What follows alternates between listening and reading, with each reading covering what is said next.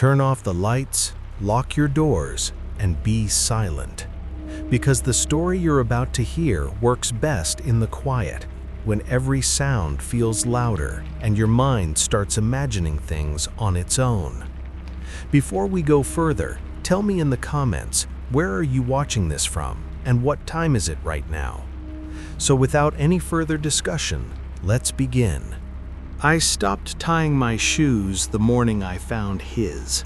It was sitting in the center of my porch, alone, perfectly placed. October 14th, 6:47 a.m. I know because I checked my phone twice before I touched it. The laces were done in a double loop knot, tight, symmetrical, deliberate, the kind of knot you'd use on a child's shoe, the kind my brother used to make fun of. The sole was wet, not damp, wet, fresh mud between the treads, still dark, still soft enough that when I pressed my thumb against it, it gave. It hadn't rained in Millbrook for 11 days. I crouched there on the porch, coffee going cold on the railing behind me, staring at a hiking shoe that shouldn't exist. Because the searches had ended 3 weeks ago. Because Evan had been gone for 41 days. Because this shoe, his shoe, was supposed to be somewhere deep in Black Hollow Forest, along with the rest of him. I picked it up. Heavy, real. The leather still had that broken-in crease across the toe box. Same brand, same size, same scuff along the outer heel where he'd caught it on a route during a trail run last summer. But inside, wedged into the arch, was a single pine needle. Long, dark green, slightly curved. Eastern white pine, the kind that only grows in the old-growth sections of Black Hollow, miles past where the public trails end. I turned the shoe over again. The mud wasn't local, too red, too clay-heavy. Millbrook soil is sandy, pale. This was forest floor, deep forest floor. I stood up slowly, scanning the street. Empty, quiet, Saturday morning stillness. No footprints on the porch, no mud trail leading up the steps, just the shoe, placed. My name is Carter Webb. My brother, Evan, disappeared on September 3rd while solo hiking the Ridgeline Loop in Black Hollow Forest. A moderate trail, well marked, nothing technical. He'd done it a dozen times. He was 26, fit, experienced, careful. He texted me at 11:18 a.m. from the trailhead. Starting now, back by 3. Beers after? He never came back. The search started that night. Park rangers, volunteers, canine units. They found his car in the lot, his water bottle on the dashboard, his wallet in the glove box. They found nothing else. For 2 weeks, teams combed the trails. They used drones, heat sensors, grid searches. They interviewed other hikers. They checked hospitals, hostels, bus stations. Black Hollow swallowed him whole. By late September, the official search was suspended. The case was reclassified as a lost hiker incident. Presumed dead, remains unrecovered. They told our parents it happens sometimes. People miscalculate, get disoriented, fall. They said the forest was too big. I didn't believe that. I'd been on those trails. I knew how Evan moved through the woods, confident, methodical, always aware of his surroundings. He wouldn't just wander off and die. But I also didn't have proof, until now. I sat on the porch steps, turning the shoe over in my hands and tried to remember the last time I'd seen him wear it. The memory came slowly. Late August, we'd hiked Crooked Ridge together. He'd been wearing these shoes, blue-gray trail runners with orange laces. Orange laces. I looked down. The laces on this shoe were black. I called the ranger station at 7:30 a.m. A woman answered. Tired voice. Weekend shift. Millbrook Ranger District. Hi, my name is Carter Webb. My brother, Evan Webb, went missing in Black Hollow last month. A pause. I remember. I'm sorry. I found one of his shoes this morning, on my porch. Silence. You're sure it's his? Yes. Where do you live? Millbrook, East Pine Street. That's 8 miles from the trailhead. Another pause, longer this time. Mr. Webb, I'll pass this along to the lead ranger, but I want to be honest with you. Sometimes items get picked up by other hikers or animals. It's not uncommon for things to turn up weeks later. It was placed on my porch. Placed? In the center, alone. No mud anywhere else, just the shoe. I could hear her breathing. I'll have someone call you back. She didn't. I went to the police station that afternoon. Officer Langford met me in the lobby, mid-40s, graying beard, the same guy who'd taken my initial missing persons report. I handed him the shoe. He looked at it, turned it over, frowned. You found this where? My porch. When? This morning, around 6:45. And you're certain it's your brother's? Yes. He set it on the desk between us. Mr. Webb, I know this has been difficult, but we've had cases before where family members receive items. Sometimes it's someone trying to help. Sometimes it's a prank. It's hard to say. It's fresh. The mud's fresh. Could be from your yard. It hasn't rained. He glanced at the shoe again, then back at me. I'll file a report. If anything else turns up, let us know. That was it. No investigation, no follow-up, no concern. I walked out carrying the shoe in a plastic grocery bag, feeling like I'd just been politely told to go away. That night, I couldn't sleep. I kept thinking about the laces. Evan hated double-loop knots. He called them kindergarten knots. He tied his shoes loose, quick, a single overhand knot that he could slip on and off without untying. I'd watched him do it 1,000 times.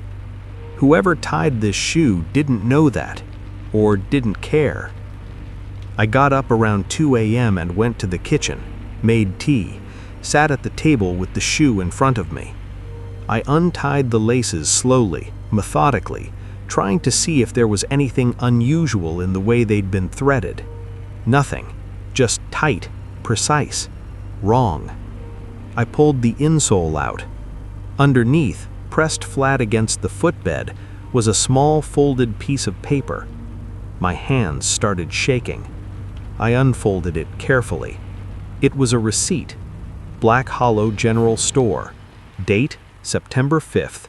Time, 4:32 p.m. 2 days after Evan disappeared.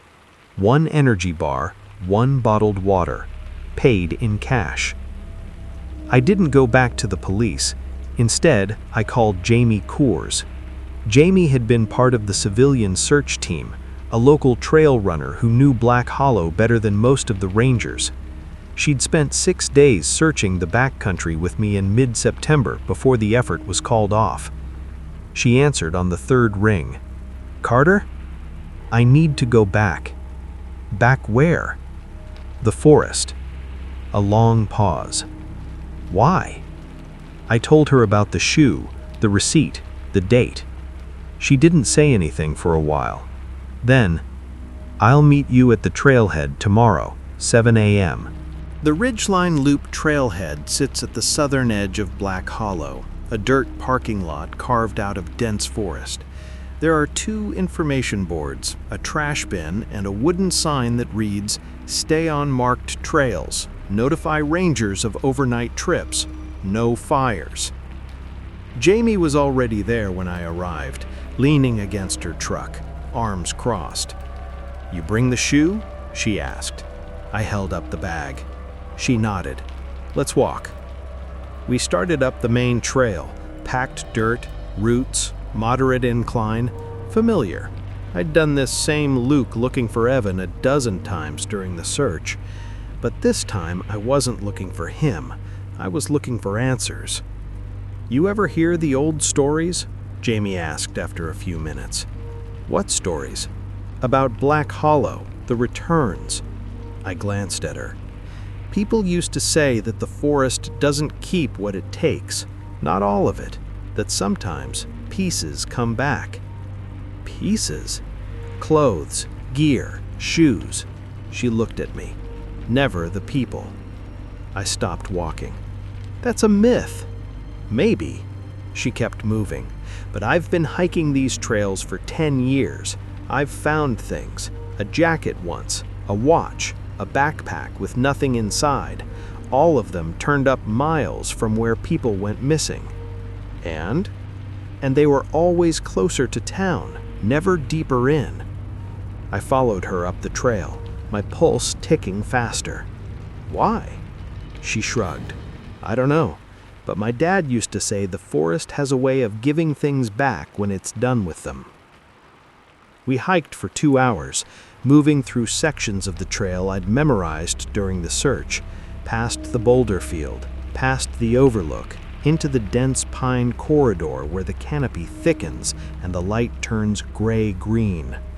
Jamie stopped near a fork in the trail. This is where the canine units lost his scent. I remembered, September 8th. The dogs had circled this spot 3 times, then sat down, confused.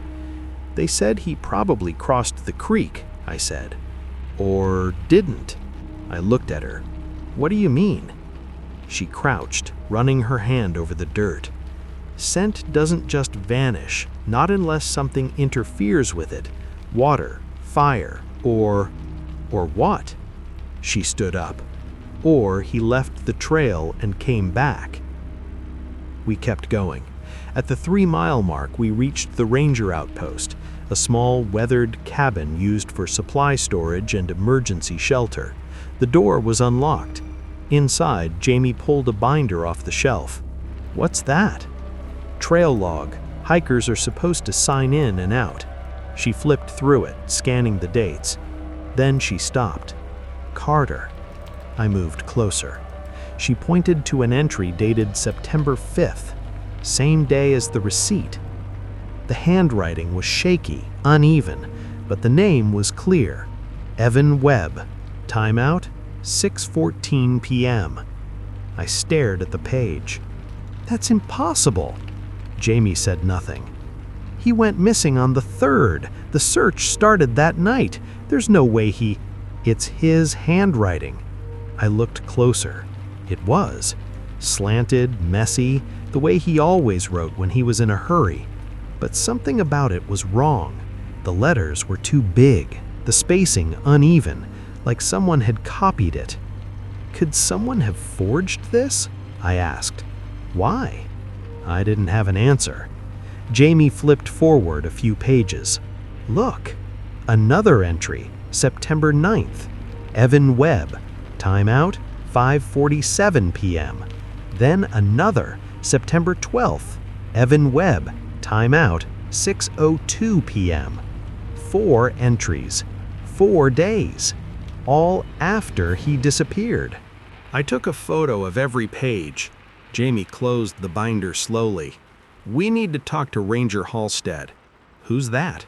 Lead ranger for this district. He oversees the log. If anyone knows about this, it's him. We found him an hour later, near the North Access Road, inspecting a fallen tree. Halstead was in his late 50s, wiry, with a face like old leather. He'd been part of the search. I remembered him. Jamie showed him the photos. He looked at them for a long time. Then he looked at me. You need to stop. Stop what? Looking.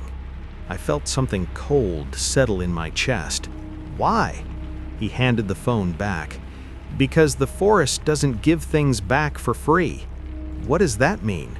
He glanced past me, toward the trees. It means your brother's gone, and whatever's out here pretending to be him isn't. I didn't sleep that night either. I kept thinking about the logs. 4 entries, 4 days, all signed out, never signed in. Like something had been leaving the forest, coming closer to town. And then I remembered what Jamie had said. Pieces always turn up closer, never deeper in. I pulled up the map on my phone and marked the locations. September 5th, Ranger Outpost, 3 miles from the trailhead. September 9th, Overlook Junction, 1.5 miles. September 12th, Trailhead Parking Lot, each one closer. I looked at the shoe sitting on my kitchen table. It had appeared on my porch, less than a mile from the trailhead. The next morning, I found the watch.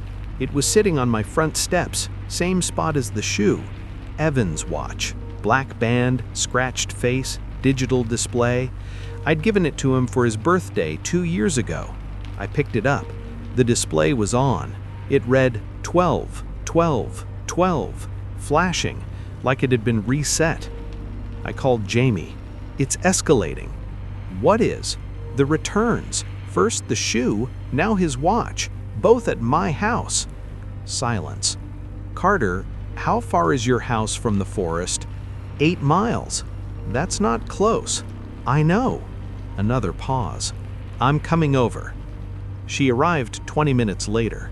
I showed her the watch. She turned it over in her hands, frowning. When did this show up? This morning. Same spot as the shoe? Yes. She set it on the table next to the shoe. This isn't random. I know. Someone or something is bringing these to you. I nodded. She looked at me. Have you seen anyone around your house at night? I hesitated. No. You sure? I thought about the last few nights, the feeling of being watched, the sense that something was standing just outside the glow of the streetlights. I don't know. Jamie stood up and walked to the window. Your neighbors see anything? I haven't asked. You should. I spent the afternoon knocking on doors. Most people hadn't noticed anything unusual, but Mrs. Hallen, 2 houses down, stopped me before I could leave. Actually, she said slowly, I did see someone. When? 2 nights ago, around 3 a.m. I got up to let the dog out, and I saw someone standing near the tree line, just standing there. What did they look like? She frowned. Tall, I think. It was hard to tell. They didn't move. Did you call the police? No, I thought maybe it was a neighbor or someone walking their dog. But they were facing your house. That night, I stayed awake. I sat in the living room with the lights off, watching the street through the window. Nothing. Just wind, shadows, the occasional car passing. At 2:47 a.m., I saw movement. Across the street, near the edge of the woods, someone stepped into view. Tall, thin, wearing a dark jacket. They stood there, perfectly still, facing my house. I stood up slowly, heart hammering. The figure didn't move. I walked to the door, unlocked it, stepped onto the porch. The figure turned and walked into the trees. I grabbed a flashlight and followed. I don't know why. I should have stayed inside. I should have called someone, but I didn't. I crossed the street and entered the tree line. The woods here aren't dense, just a narrow strip of pines between the neighborhood and the old logging road, 50 yards maybe. I moved carefully, sweeping the flashlight side to side. Nothing. No movement, no sound. Then I saw them. Footprints. Fresh, deep, leading away from the road. I followed.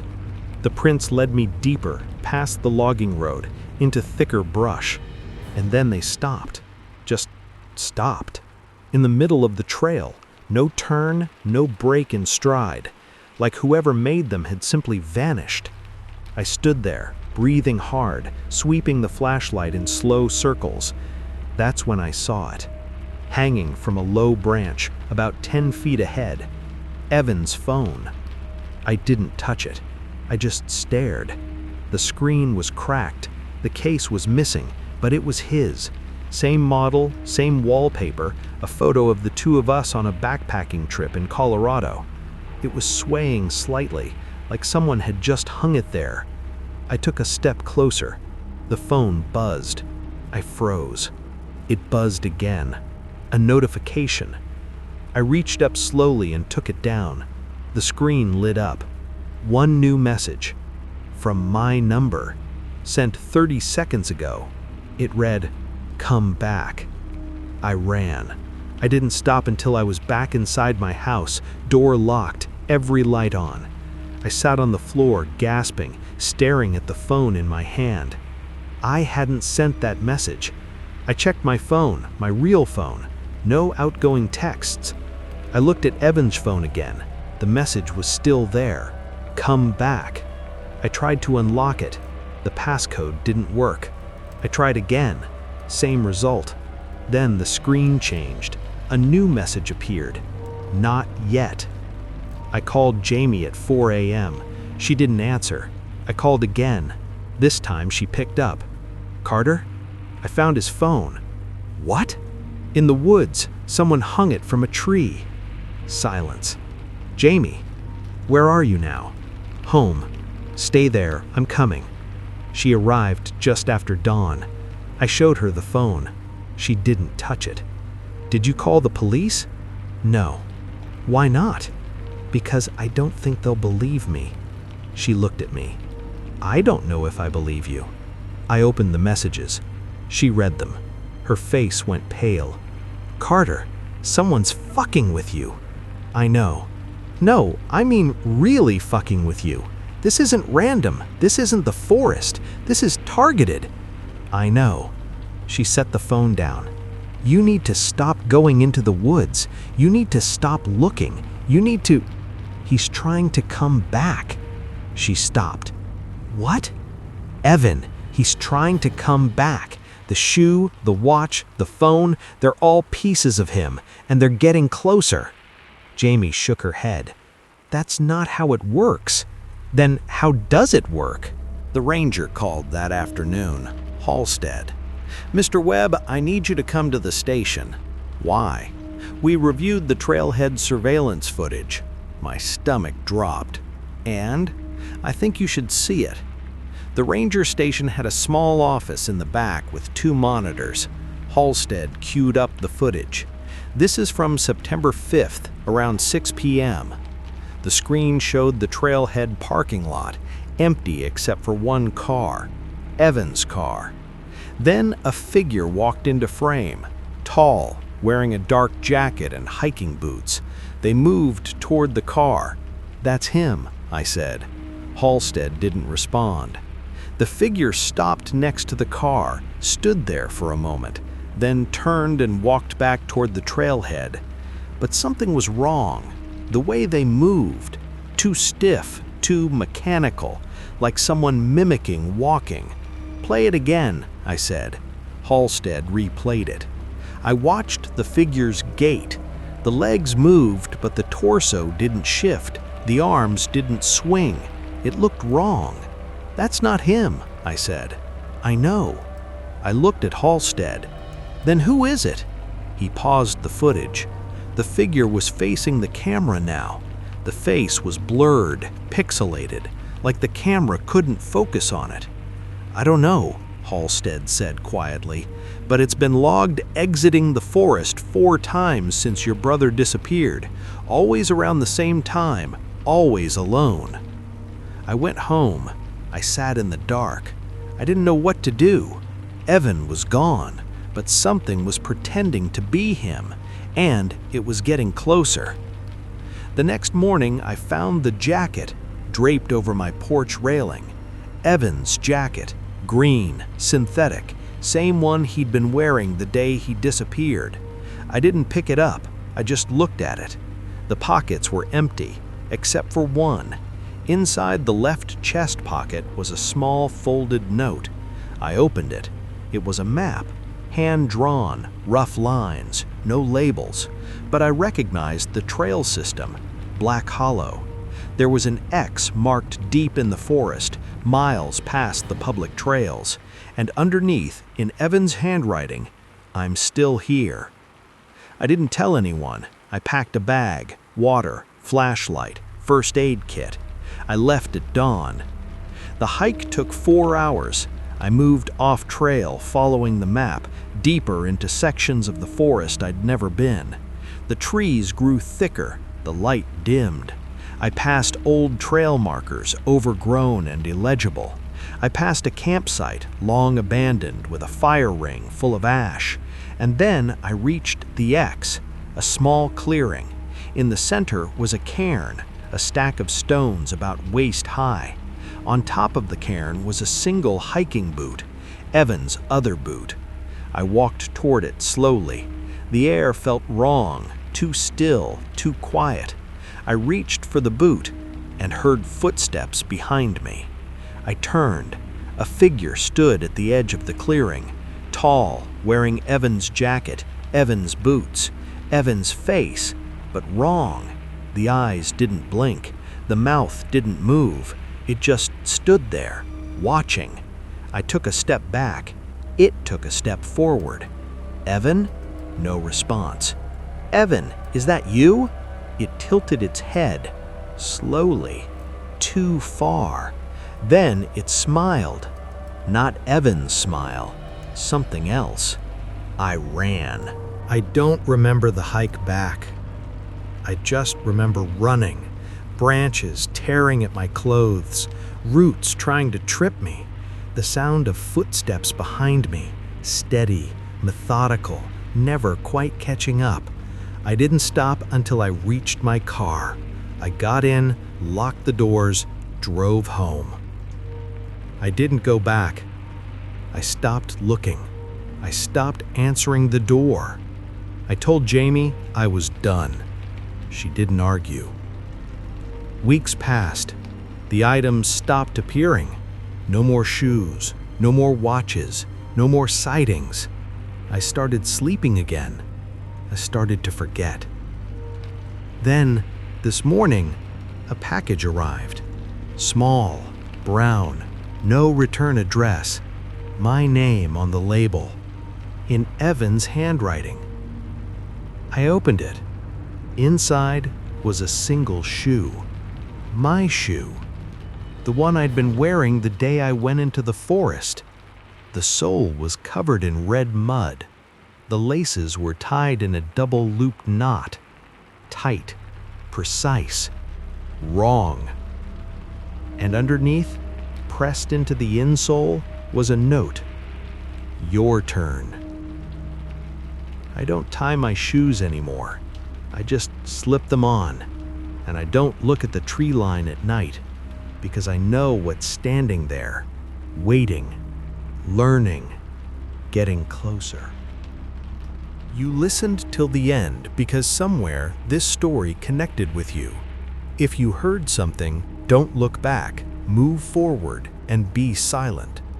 This channel is for those who enjoy stories that stay in their mind long after they're over. If this story gave you that feeling, support the channel by subscribing it and stay connected with me in this video.